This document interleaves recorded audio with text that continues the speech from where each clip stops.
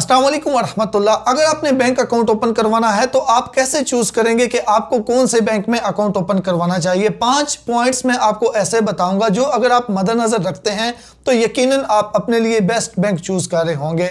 अच्छा, इसमें सबसे पहले नंबर पे ये आता है कि नियरेस्ट ब्रांच। आपने ये देखना है कि आपके करीब तरीन ब्रांच कौन से बैंक की है, क्योंकि ब्रांच बहुत ही ज़्यादा मैटर करती है। अगर कोई जितना भी अच्छा बैंक हो लेकिन आपके करीब उसकी ब्रांच ही नहीं है तो आप उस अच्छे बैंक का क्या करेंगे। तो सबसे पहले मैटर ये करता है कि आपके करीब तरीन ब्रांच कौन से बैंक की है।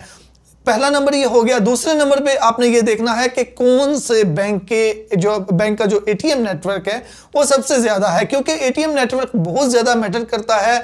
क्योंकि दूसरे एटीएम को अगर आप किसी बैंक के अपने बैंक के अलावा दूसरे का एटीएम यूज़ करेंगे तो एक तो उसके ऊपर लिमिटेशंस काफ़ी ज़्यादा होती हैं और दूसरे उसके ऊपर सर्विस चार्जेस भी होते हैं।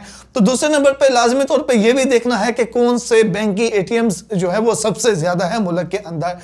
उसके बाद तीसरे नंबर पे आ जाता है मोबाइल एप्लीकेशन। आजकल जो भी काम करना होता है मैक्सिमम जो है वो 85% मोबाइल एप्लीकेशन से ही होता है।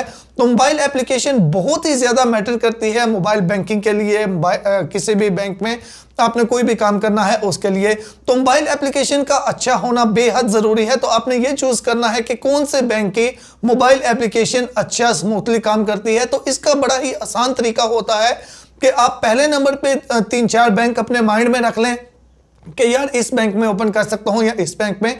उसके बाद जो एप्पल स्टोर है एप्पल स्टोर में चले जाएं, या फिर अगर आपका मोबाइल एंड्रॉयड है तो प्ले स्टोर में चले जाएं और उन सब की मोबाइल एप्लीकेशंस के रिव्यू देखें कि लोग उनके बारे में क्या कह रहे हैं।